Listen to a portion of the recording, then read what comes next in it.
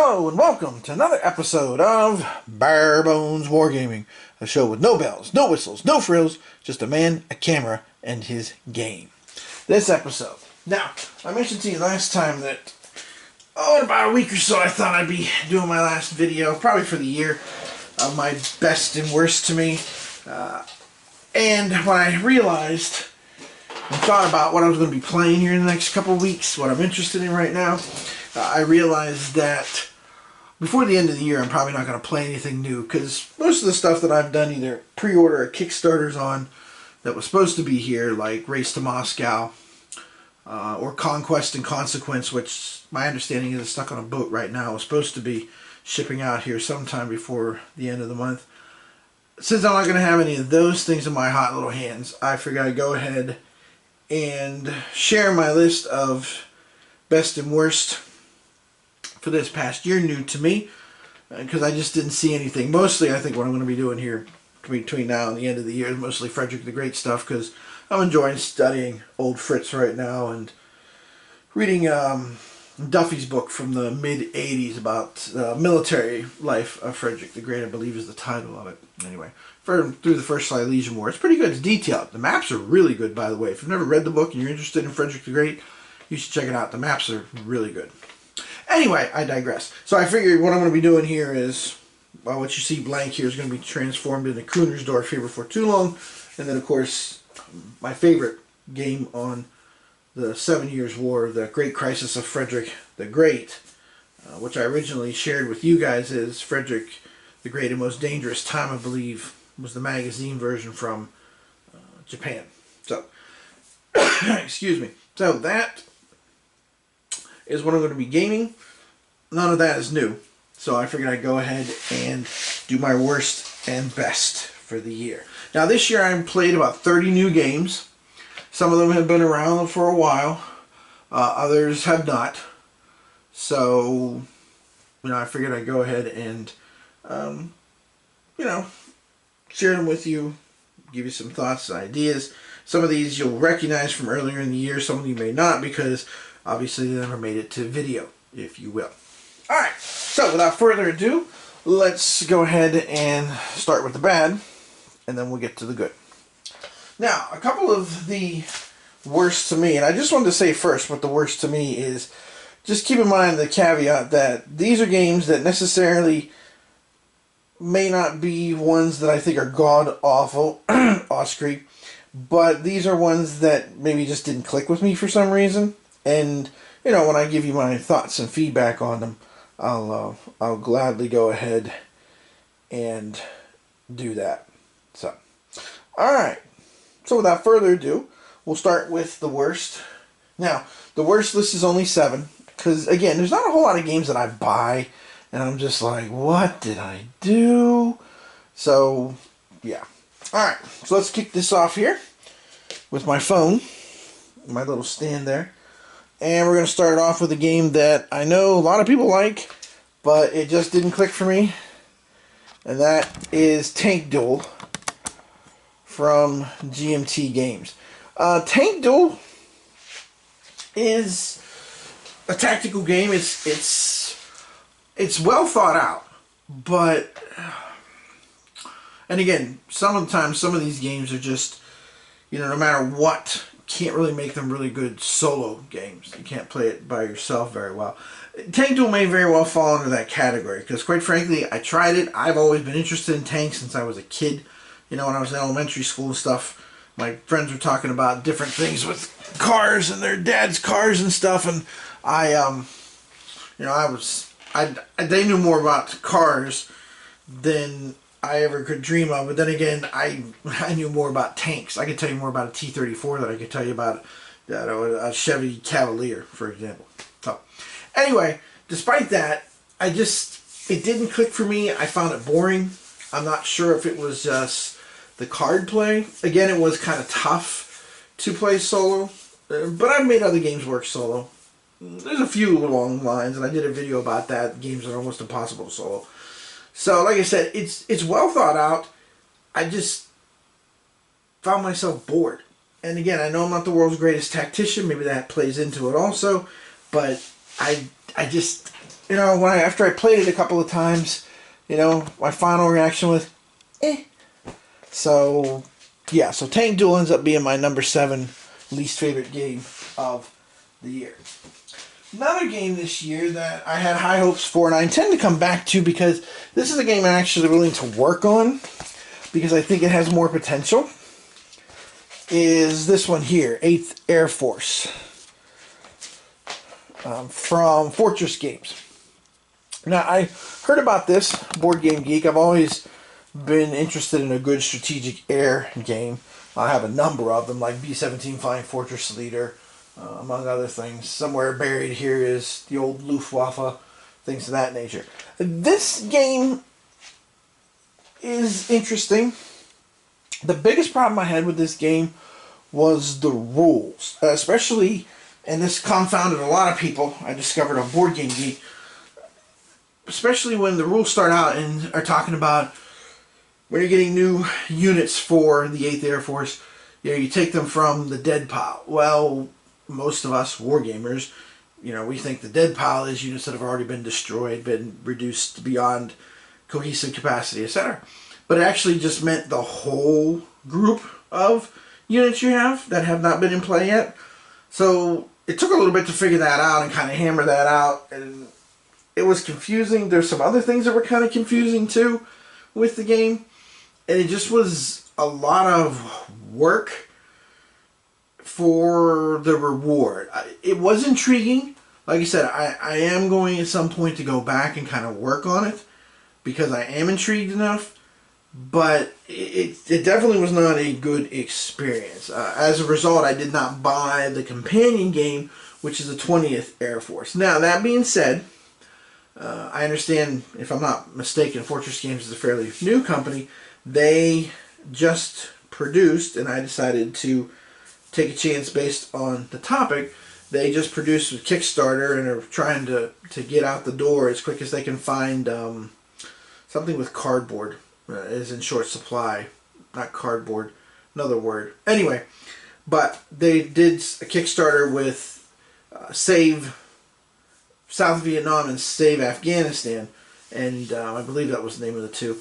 And I decided to go ahead and take a chance on that because it wasn't super expensive, and you know, like I said, I like this game in general. It took a lot of work to get everything smoothed out. So hopefully, with feedback and stuff, these other games will be superior in that sense. Because there is a good game here, but it does take a little bit of effort, in my humble opinion. So that's why it ended up being the 6th worst game to me this year. But again, a game I'm willing to work on, and that kind of says something when you think about it in and of itself. Coming in at number 5, worst for the year for me, is a game that I was kind of curious about. I don't usually do this time period, but I decided to go ahead and, quite frankly, I got a review copy of this.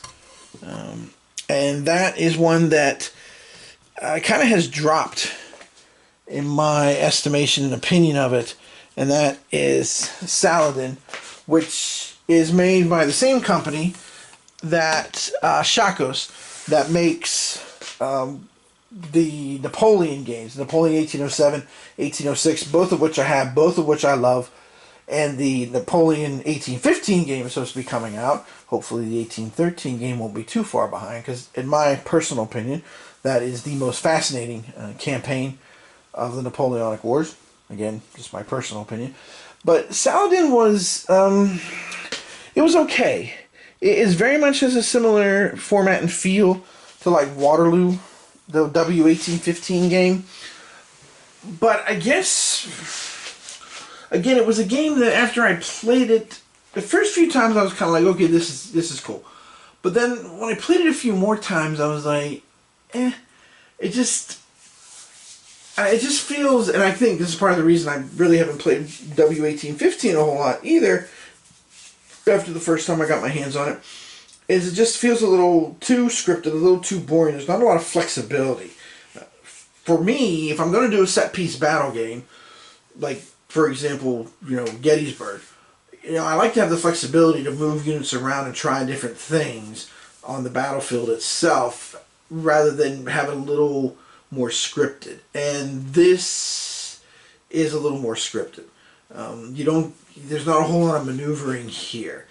And quite frankly, it was another game that I just kind of found a little boring after I played it a number of times. I still have it, but I'm not sure how much I'll play it, not only because it was kind of bland to me, but also basically, again, because there's that lack of flexibility. Which, again, in games, I want the flexibility. I want to try different things. That's part of the reason I play war games, is to try different things out that obviously were not done and see how they would work. Okay, so that was number 5. Number 4, this might come as a shocker to some of you, so I'll give you all a chance to sit down. Ready? 3, 2, 1. This was a game that I'd heard quite a bit about. I finally managed to snag a copy, and after I played it some, I was like, okay, there's some interesting things here, but there's some weird things going on too. I felt like Fury in the East was trying to tap into something that is harder to portray in East Front games, but I didn't feel like it was coming out right. It was kind of like, well, for lack of a better way to put it, this might be a good analogy. Playing the game, it felt like Frankenstein's monster. You know, Frankenstein had made it with, well, to quote young Frankenstein, Hans Del Brooksbury, rather than Abby someone, Abby normal. Would the end product have been different? Maybe. From a purely speculation idea there, because I don't think any of that's possible and it would end up the same way, because, you can't replicate a soul, but that's another story for another time. But my point being that it's the way this game felt. It felt like it was built, but it felt like what was trying to be accomplished with the rules, it felt like the wrong brain was in there. After I played it a bit, I was like, well, okay, this is different, but different doesn't necessarily mean good. And I got to thinking after a bit, I was like, well, I had 2 thoughts. One was, not sure what all the hype's about. Second thought was, I could be playing Russia Besieged. Pure and simple.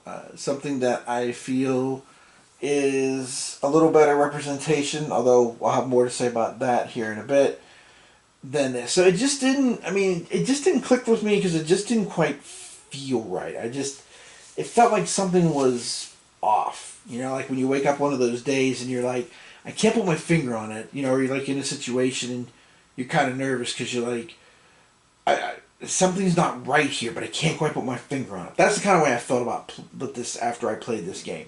So that's why it ended up being my number 4 worst new game to me this year. Number 3 on the list is a game that I've been searching for a game on this topic forever. And I have tried quite a few games on this topic, and I can never seem to find one that fits. I have to admit, this is kind of an outlier for me. I don't have a whole lot of interest in this area, but in this one particular incident, for some reason, I have always had a fascination with, but I still haven't found something to quite click together. And that is the whole thing with Dien Bien Phu, which this game here, Lost Valley, which is a solitaire-only game from White Dog Games, I decided to go ahead and pick it up this year, and I started to play it, and these kind of games, which is basically like, I believe the generic term for it is defend the castle kind of thing. I mean, it does feel like kind of Castle Panic if you ever played that, which I think is fun and enjoyable. It's a nice light game to play with family and friends. But again, this was a game that, like when I play Soviet Dawn, okay, for example, Soviet Dawn to me is a lot of fun because there's a lot of tension going on. There's different factors in play. It kind of melds together very well. It's not overly complicated. It provides a good story as well as a good gaming experience. The Lost Valley, I felt was a little overwrought. I felt I spent too much time paying attention to procedure and not really doing a whole lot of planning. I kind of felt like Um, let's see. Okay, maybe this is a good way to put it. Instead of feeling like a general defending the valley, I felt like an accountant defending the valley because I was constantly having to calculate things out and work out math problems, and I've always hated math. So right away, that was kind of like, if I got to calculate this, but no, thank you. You're gonna put me to sleep right away. So again, this is another game on the list that I feel I might go back to. Maybe I just needed to kind of step aside from it, look at it again. But it's kind of like Fury in the East. It just felt a little awkward. Um, and again, I don't know what the best game on this topic is. I have tried lots of different things over the years, including that Modern War version that came out, what, last year, year before last. That was, yeah, just, whew, that was not good. That was not, the rules were not well thought out for that. Um, so anyway, it just, again, it felt like a lot of work, too much work for the end result, the pleasure, if you will, that I was getting for it. So I messed around with this some. I pushed counters around, and it's a card one, just like Soviet Dawn and stuff. You get your headline, blah blah blah. I got bored. I guess that's the best way to put it. And that seems to be the theme of this year's games, by the way, that are worse to me, is boredom. Because my number 2 game is a topic that I became interested in earlier this year. And I thought, I put a thing on Board Game Geek, was like, hey, does anybody have no game with this topic? And somebody said, here's the game for it. So I was like, okay, I'll check this out. So my number 2 one is Gauntlet, about Operation Pedestal, which was a big convoy that went down into the Mediterranean during World War II. And the Germans basically tried to butcher the convoy before it could get to, I believe, Malta was the ultimate destination. Excuse me. Again, this was one that I was looking forward to. I realized that a lot of this is about logistics. And I know logistics is a lot of... when compared to like looking at other aspects of military strategy and stuff, logistics can be mundane, but it doesn't have to be. But in this particular case, again, this was a game that I was just bored. I started to play it. I started to move my convoy across, the map. Or started to move the convoy across the map, and then, deciding how to attack it and stuff, or be attacked. I can't even remember. That's how little fun I had with this. I don't even remember which side I was. Maybe, I'm not even sure if this was a solitary game. That's how unimpressed I was with this. And again, it was another one that I just felt like a glorified accountant.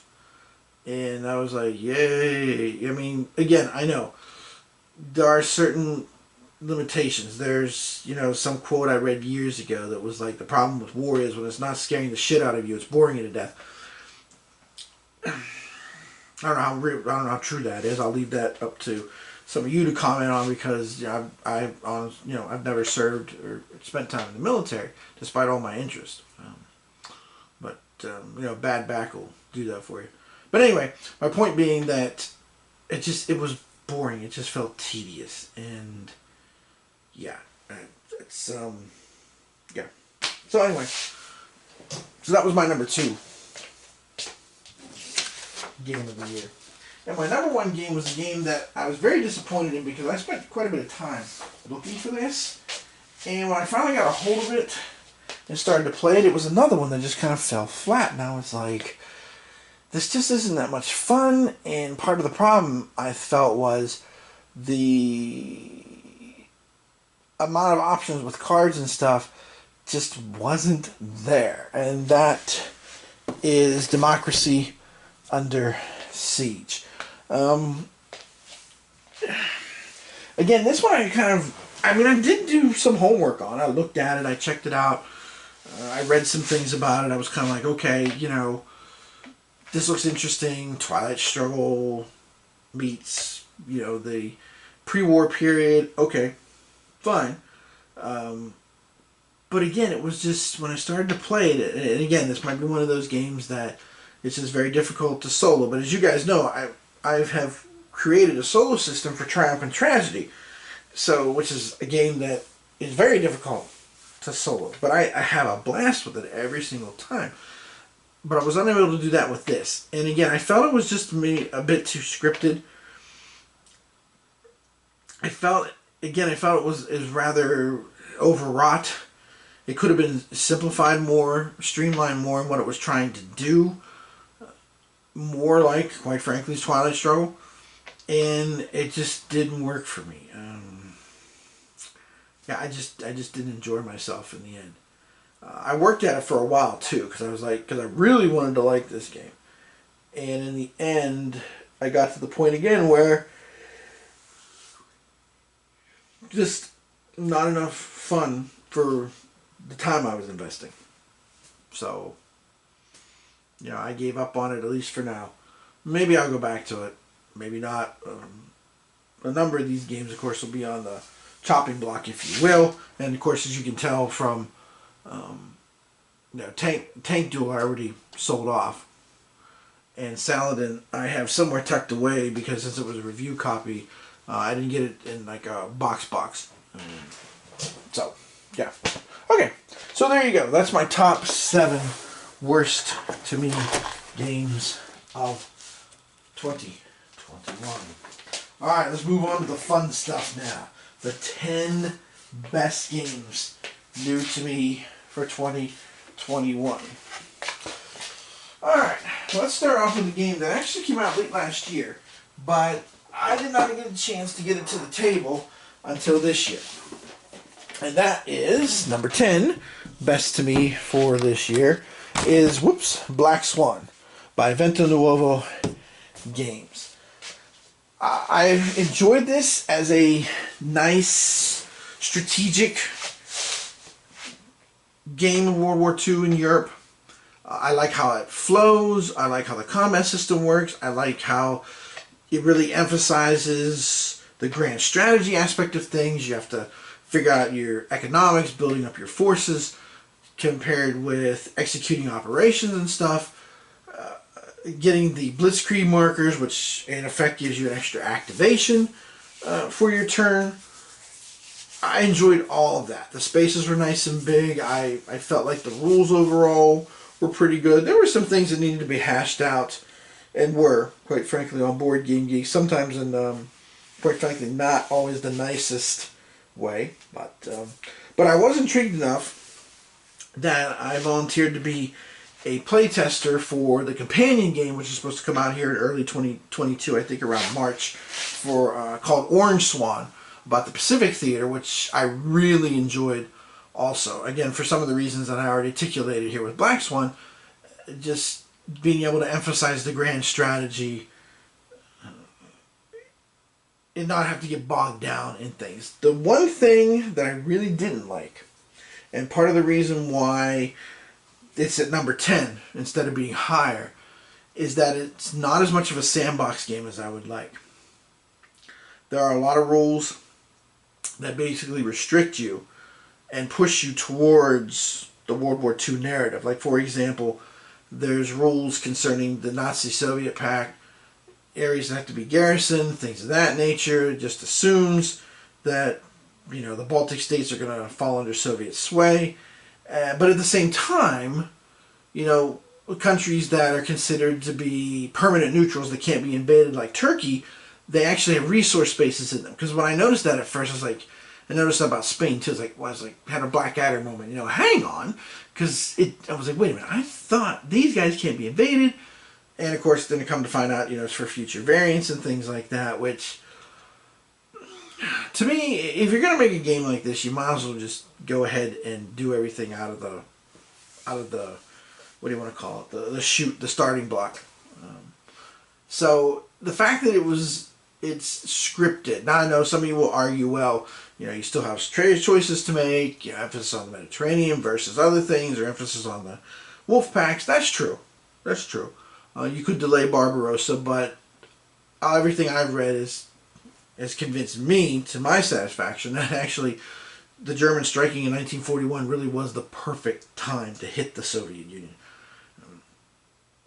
just because of the trends and what was going on, and things that were being fixed from Stalin's purges and all, that was starting to trend in that direction the closer you got to 1942 and all. So that's the reason it's number 10. I like the system, I like the rules, I like the way the game plays and the flow. I just don't like how restricted it is. I don't like how it basically does steer you down a, Germans are going to invade Poland, they're going to split it with the Soviets, and bam, now you can take it from there. But then you can't declare war on certain countries until other certain countries are conquered. It just kind of bugged me.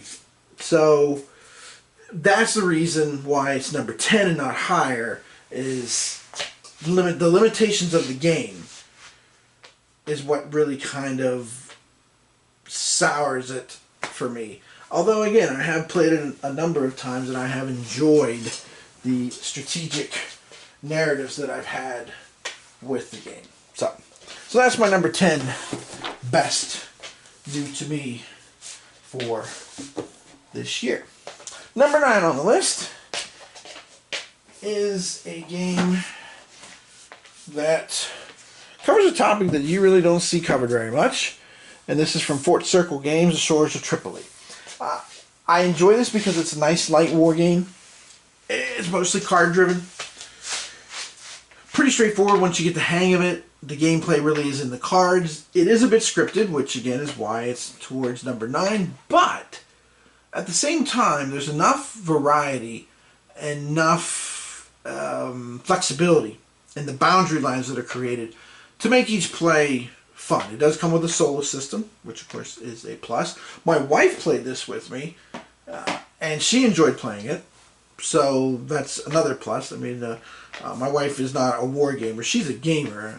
We played a number of different games, but she liked it. She picked it up really quick. Again, it's one of those games that in my collection I have different games for different reasons.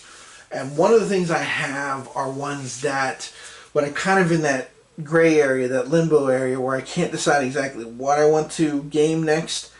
Games like this one, like Shores of Tripoli, make nice fillers. Now I know some people think that has a negative connotation.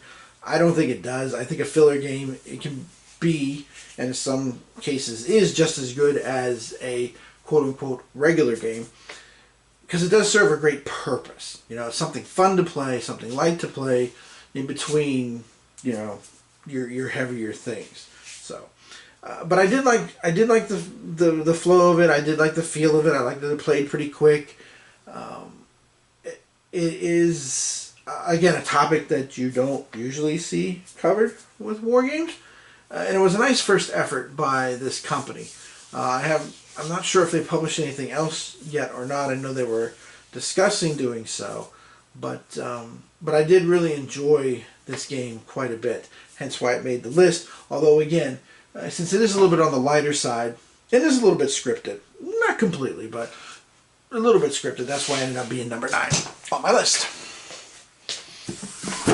Number 8 slot. Well, number 8 slot is a game that originally, if I remember correctly, was published by Victory Point Games.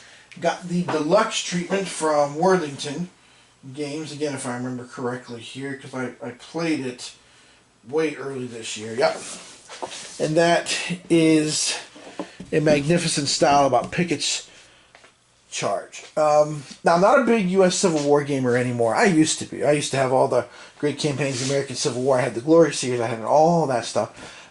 But, and I think I mentioned this before, I kind of reached the point where I was satisfied. I was satiated with what I learned and what I knew about it, so I was done. I just didn't feel like I needed to learn anything else. But I do keep some Civil War games around for when I have those times when I do want to play them. And this one, solitaire game, I enjoyed because it's a very interesting system. It's an interesting approach to this topic because, of course, most people I think would agree, excuse me, that, Pickett's Charge is basically doomed from the get-go. I mean, have you ever been at Gettysburg and stood where they started Pickett's Charge and looked over there to Cemetery Ridge? You got to be thinking to yourself, what the fuck, are you kidding me? But I mean, they did, of course. But wow, Yeah, it just blows your mind. But this game was interesting. It's engaging. I'm trying to think what other word I could use to describe it, because some of the charts and stuff that were made for the game were very interesting. I was impressed with how the system was. And you did have meaningful choices to make each turn.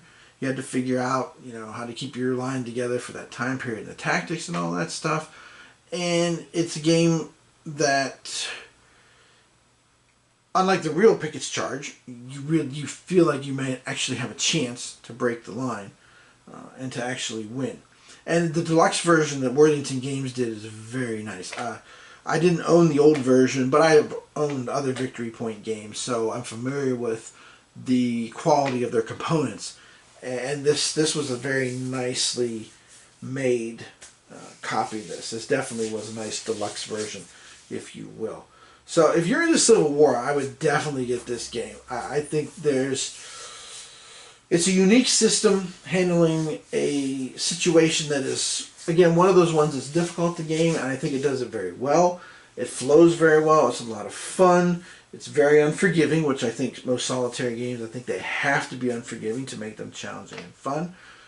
But like I said, even though I'm not a big U.S. Civil War gamer nowadays, this one did make my list for my top 10 best new to me of the year, making it in at number 8 again in magnificent style.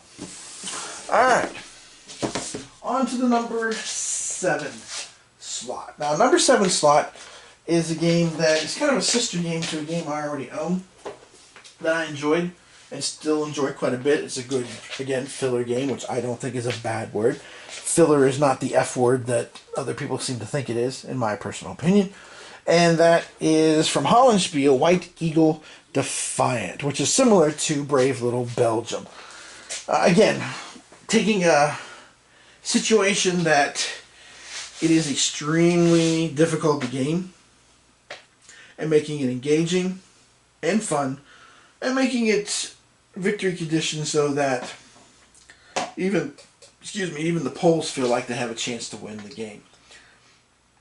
If you've played Brave Little Belgium, this is very easy to pick up. I like it again as another filler game. It's got my 3F stamp of approval. The fast, furious, and fun.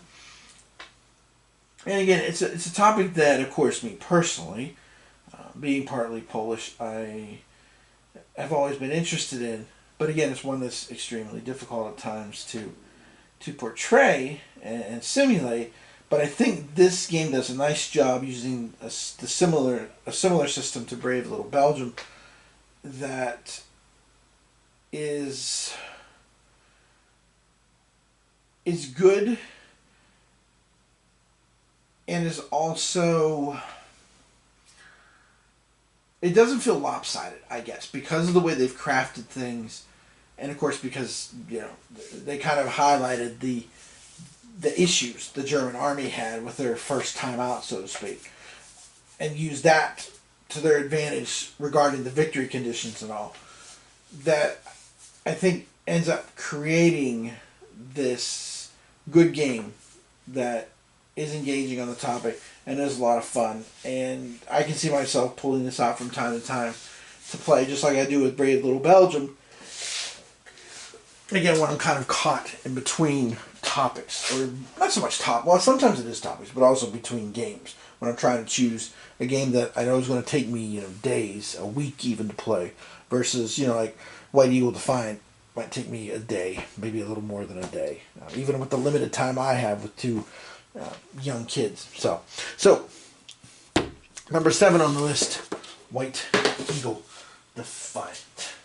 Number 6 on the list is a game that when I heard about it coming out, I had interest in, because it covers an area that when I was younger I had a lot more interest in, partly because of one of the personalities involved. Now that I'm older, I don't have so much interest, but I was looking for a game that would give me the feel of this topic, but without getting bogged down in stuff. So when this came out and I heard about this, The Drive on Suez, Rommel Drives Deep, from World at War magazine, number, what is that, 78. I decided to go ahead and pick it up. Especially after I kind of glanced over things and realized that it had a feel to it like Crete 1941 does.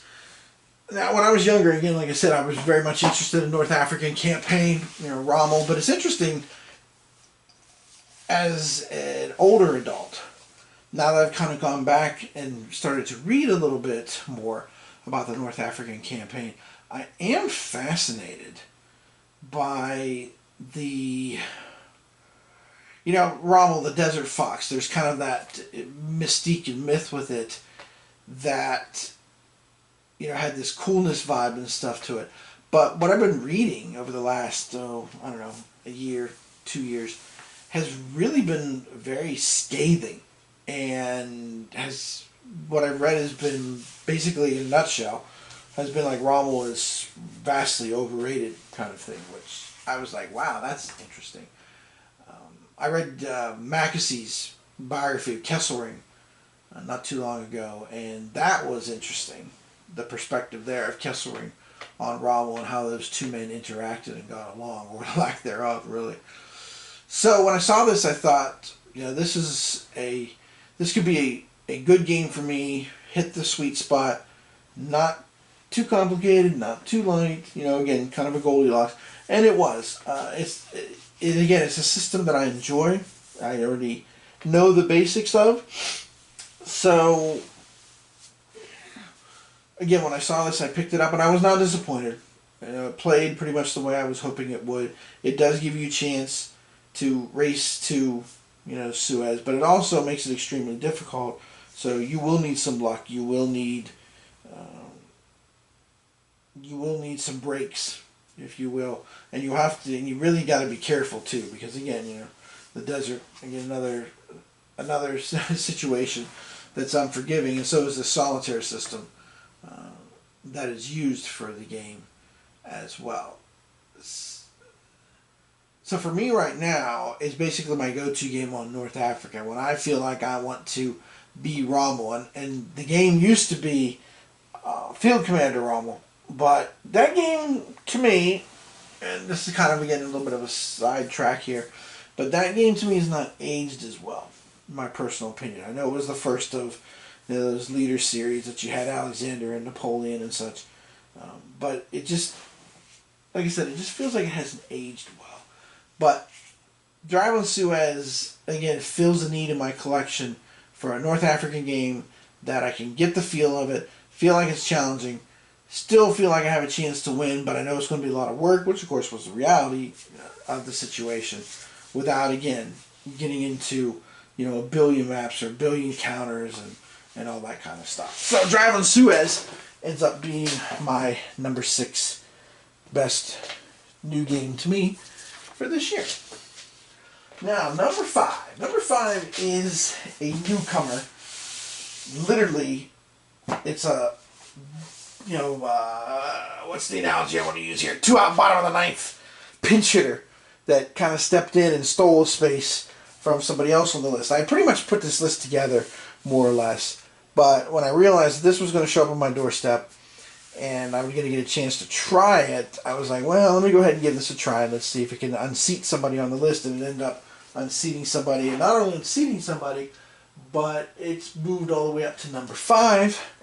And that is a game that I just did a couple videos on, Tarawa 1943, by Worthington Games. Now, I have to admit, I was not quite sure how good this was going to be. I've had kind of a swing and a miss, either a home run or strikeout kind of experience with Worthington over the last few years. But this definitely was a home run. I just finished my 8th play today of this, and I finally feel exhausted. I'm like, I'm going to go back to Frederick and go ahead into Kunersdorf. And yeah, speaking of exhausted and frustrating. But this game is just a lot of fun. It has a good feel for the island hopping campaign, for trying to grab these islands, but without getting as detailed or complicated as, say, D-Day at Tarawa. There's lots of decisions to be made. There's lots of tension. It is extremely difficult to win. One could argue maybe even too difficult. But the nice thing is that you could make a few house rules to adjust things if you wanted to. There's even some optional rules that can make the game a little bit easier if you like. But again, to play the game 8 times in basically 72 hours, that's kind of a testament in and of itself. Not only that, but I posted a thread on Board Game Geek basically with the title of "Is It Too Early?" to hope that, a game on Iwo Jima or, Saipan or Okinawa is going to be made using this system. And Grant from Worthington Games responded, and he basically said the Iwo Jima one is in the final stages of play testing. They're trying to find a spot for it on the production schedule. And I was just like, as soon as I heard that, I was like, instant buy. Because, again, I enjoy the Pacific Theater a lot, as you all know. But one of the things that is difficult to portray without getting bogged down in a lot of details is, these island hopping campaigns. And this, I think, does a nice job of conveying it. It's a topic that, because the Japanese responses were limited, so to speak, is one that lends itself to creating a system like this. And I do think that it's well done, that it does give that feel, that it is engaging, and it is tense. And I can't wait till the Iwo Jima game comes out, and I do hope there'll be other versions of this too, for again other D-Days in the Pacific, if you will. I have a whole book on my shelf. Actually, I think that's the name of the book now I think about it. Hold on a second. Let me glance over here and see if I can find. Yeah, it's called D-Days in the Pacific. It basically has a bunch of chapters about the different island hopping campaign, the different invasions and stuff. So anyway, this one leapt up the chart because it just was so much fun to play. And I can see myself coming back to it before too long. So, Tarawa, 1943. Strong finish to the year here, ending up at number 5. Number 4. Now, number 4, I have to admit, I haven't engaged number 4 as much as I'd like to, but also because I'm just not, and this is just me personally, sometimes I go in stages, I go in waves, and earlier this year, since it was the 80th anniversary of Barbarossa, I basically pounded that into the ground. I beat that horse to death. So when finally this game, my number 4 best new to me game, came out, Absolute War, I was kind of spent on it. I have messed around with it some. I have pushed some pieces around. I've gone through the rule book, the playbook, and there's a lot to like here. There's a lot that's intriguing. I like the way it's set up. I like the area map. I like how, in my opinion, I feel like this game is like Carl took the no retreat system for the Russian front and put it on steroids. And not only put it on steroids, but also kind of trimmed off some of the fat, if you will. Getting rid of certain elements that, with no retreat Russian front, I felt kind of slowed things down a little bit. In this version, if you will, this Absolute War, is a sleeker, more efficient, more engaging version of all that. So I am looking forward to getting it on the table for an extended review. Well, okay, let's just be honest. An extended Barbarossa review. Next year's the 80th anniversary of Case Blue, and there is a Case Blue scenario in it, which, by the way, it's another thing I like about the game is there's different scenarios plus the whole campaign. If you've played No Retreat, picking this up will be easier. It is different, the way that Carl has designed this, but I also think that the way he's made it has also done a good job of portraying certain aspects of the Eastern Front that have been difficult to do. And I agree with, now who was it on Board Game Geek? I think it was Sean Chick. I think it was him. or was it Wendell? It was one of those two guys who basically was like, you know, if you're going to have a Barbarossa game, you know, a Russian front game, the German player has got to be able to capture Minsk on the first turn. Because, I mean, that's what happened. Within the first week of Barbarossa, Minsk was captured. This game, unless you get, at least from my experience, unless you get horrible luck, you're going to get Minsk on the first turn. You know, so the production quality is very nice. The only thing that bugs me, that vexes me a little bit, is the color of the burst. Unlike other games, this game is diceless for one thing. But the other thing is that there's no combat factors and stuff. There's little bursts, like little shell bursts, if you will, on the cards that the different colors tell you, you know, whether that's used for just attack alone, defense alone, attack and defense, whether it can be used for support, or which ones can be used for support. And the thing that kind of bugs me a little bit is the colors are kind of really close together. It would have been nice if they just made them different colors. You know, like make red attack, black defense, green both attack and defense, and I don't know, blue support. That would have been nice. So I am looking forward to delving into this more in 2022, but I'm still putting it on the list this year because I have enjoyed what I've done with it so far. It has been engaging, it has been fun, and it has huge potential for an East Front simulation. Will it become my go-to game? That's too early to say at this point. I need to delve into this some more and really kind of try some different Barbarossa approaches before I can really make a definitive statement about that. But again, what I've seen, I've been impressed with, and impressed enough that I put it at number 4 on my new to you good games for the year. So Absolute War from G&T Games. Number 3 on the list is a game I've known about for a while, but I never really messed with it. And then when I finally did look at it this year and I realized some of the mechanics with it, I was like, I should try this, because I'm not big on what I call set piece battles. But this game takes set piece battles, and while it does sacrifice some things by making it more of a game than a simulation, it's still very engaging for someone like me, who that's what I'm looking for. And the game I'm talking about is Table Battles from Holland Spiel, designed by Amabel Holland from a few years back. Now, part of the reason I enjoyed this game is, again, it's a game that plays quick. There's a bunch of different expansions. I have a couple of those already. I enjoyed this game so much I made my own homemade scenario for the Battle of Heraclea with Pyrrhus, which I've put out there in the world for other people to go ahead and mess with and play test and see what they think and such. I think it portrays the battle pretty well, but I mean, it could be wrong. You know, I mean, when you make your own thing, sometimes it's hard to see the mistakes that go with it and such.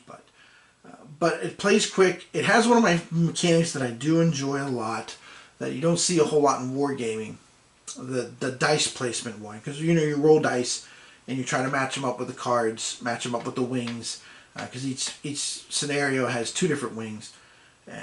And you can put the dice on a die on each unit from each wing. It's part of the reason that I enjoyed non-war games like the Marvel Dice Masters as well as I did, because I do like that idea, that element of rolling the dice, assigning them to things, and then executing your plans. So that alone was a big thing, and it's a very straightforward game. It's only got 4 pages of rules. I haven't had a huge amount of questions, which is a testament to the rule book, that it is well organized and well executed. And again, I've played a lot of different battles so far. Once I got my hands on it, I realized that there were cards from one of the 3CI magazines, which of course I didn't pay attention to at the time because it didn't mean anything to me. I immediately went back and tracked those down and I played some of those. So that's how much I've enjoyed this. But again, it's kind of a big testament, I think, when you have a game and you feel like you want to make a fan base thing for it, like not just like a variant where like, hey, try this, but like an actual product, if you will. So Table Battles ended up being on my number 3 slot for the year. And I'm looking forward to, there's an expansion supposed to be coming out for next year that's going to cover some of Frederick the Great's battles. So, which actually is something that I'm thinking about working on.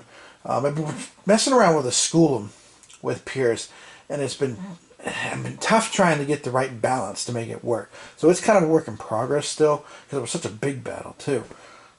So, but that's also on the table, as well as the Frederick stuff too. So, Table Battles, number 3 for the year. Number 2, which is a game that'll probably get some play next year, because next year's the 80th anniversary of all this, since of course the 80th anniversary of Pearl Harbor was there this week. But number 2 is one of the best magazine games I've come across in a while, and that's Centrifugal Offensive from World at War magazine number 75. This basically just covers the first 6 months of World War II in the Pacific, the time period when Yamamoto said I can run wild. But after that, I don't know. Better hold on, so to speak. Grab your dupa and hold on for dear life, kind of thing. I had a little trepidation about this because it's a system that has its origins in the Red Dragon and eventually Red Dragon Green Crescent. It was a system that Joe Miranda tried to adapt to the Norwegian theater, which I thought did not work at all, in my personal opinion. And also the Central Pacific campaign, I felt like it didn't work out so well. So at first I wasn't so sure about this. I was a little nervous, but I decided to pick it up because my mania for the Pacific theater, especially the first couple years, knows almost no bounds.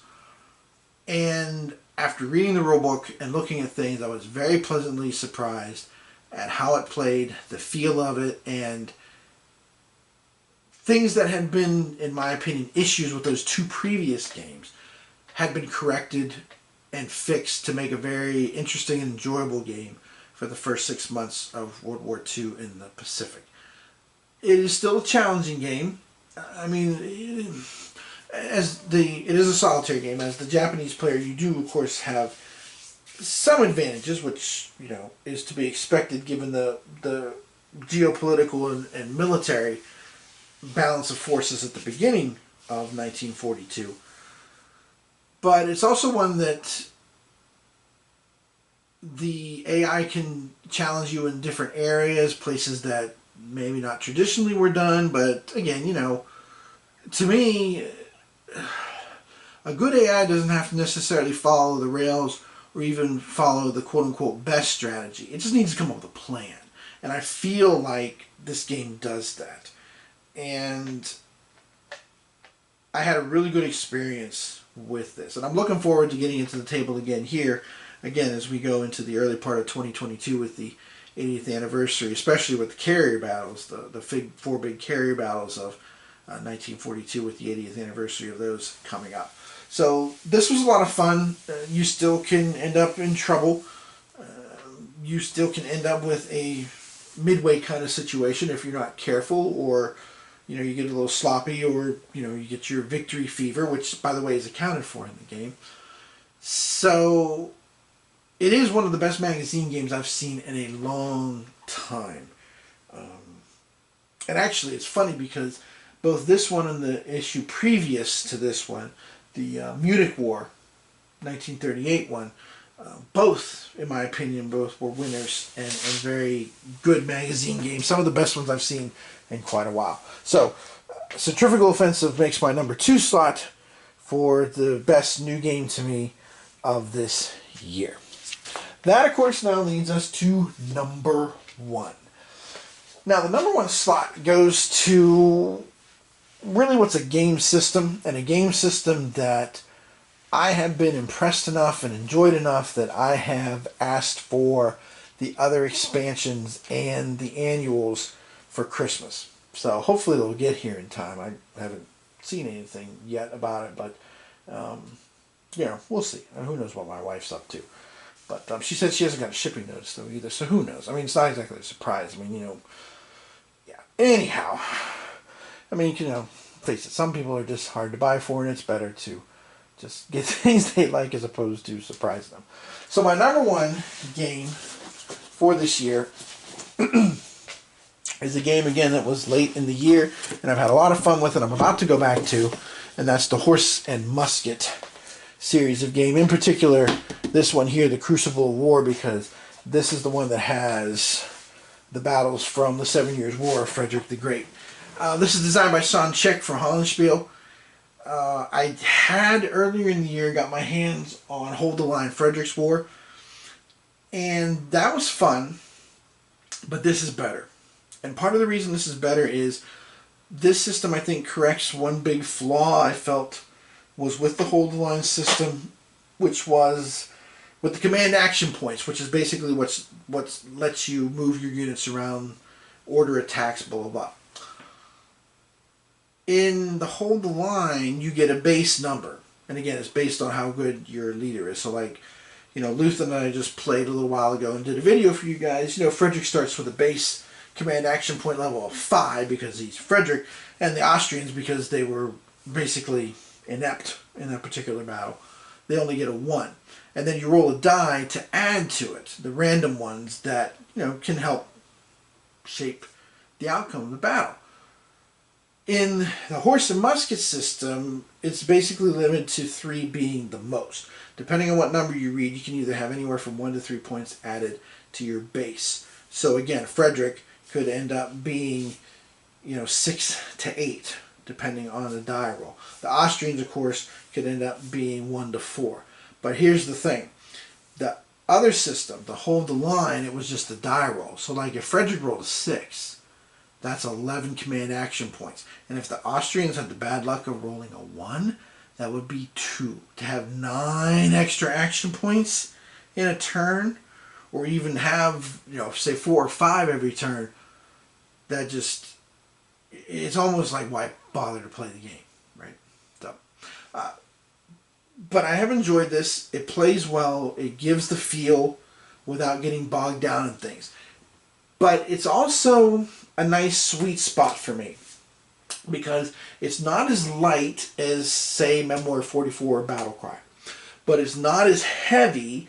And I'm using an example of Frederick the Great games because, again, that's mostly why I bought the system, was to play Frederick the Great's battles. It's not as heavy as, say, Prussia's Glory. It's in between those two. And with the command action points, especially the die rolls that give you the variable ones and stuff, I feel like that's very solo friendly. I've had a good time playing it solo. I don't feel like I'm missing out on a whole lot. I mean, of course, naturally, if you had played somebody else, there would be a different feel to it and a different flow to it and stuff. But I've had a lot of fun with it. And again, I think part of the reason is because this does cover a time in history where it was kind of like, okay, deploy your troops, take advantage of the ground as the best you can, but again, it comes down to kind of, fire discipline and morale and drill and stuff, and I think all that comes out in the game without being too detailed or tedious or feeling like you have to do a billion die rolls to get where you're going. So, easily, for me, anyway, the best set-piece battle games I have played in a long time. So that, coupled with, of course, number 3 on the list, table battles, has given the topic of set-piece battles new life for me. Because, again, it's allowing me to experience and play with some of those battles that I've been interested in, but, again, I've played Prussia's Glory. I used to own both of them, and I just got rid of them because it was just too much. It was more than I wanted from a set-piece battle game. But again, Memoir 44, I have that, and I have Battle Cry because it's a lighter game. My wife will play Battle Cry with me. and Rebel War 44 for that matter too. You know, I'm hoping maybe one of the boys will too, although my oldest doesn't seem to have much interest in war games, and Nicholas, since he's 3, it's still a little too early to tell, you know, where he's going to end up, so to speak. But whatever, I don't care. So long as they're productive and they behave themselves. If they never play a war game with their old man, I can live with that. I just want them to maximize their potential and be good guys. That's all. Anyway, sorry, took off a little detour turn there, unexpected detour sign. So this is really giving me what I want and the experience I want for set piece battles without dragging me down, so to speak.